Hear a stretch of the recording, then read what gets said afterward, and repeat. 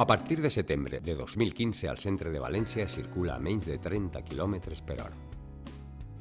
Esta racionalització del trànsit, que acosta a València a un model de circulació que ja funciona amb èxit en moltes localitats de l'Estat i d'Europa, s'introdueix en la ciutat en tots els carrers compresos dins de la coneguda com a Ronda Interior. D'esta manera, la circulació de vehicles per artèries com Pintor Sorolla, Les Barques, Roger de Llúria o Sant Vicent es veu pacificada a 30 km per hora. El mateix ocorre en la plaça de l'Ajuntament, que així comença a adquirir la seva dimensió de punt de trobada i esplai de tota la ciutadania.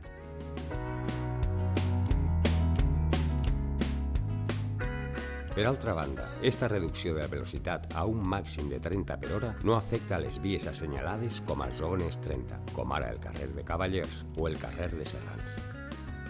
En elles, la preferència per creuar la via la continuen tenint les vianants, independentment del punt del carrer en què es troben, devent els vehicles de cedir-los el pas per a creuar. Així, des d'este 1 de setembre, i per a benefici de totes les persones, veïnat, comerciants i visitants, el centre ja va a 30.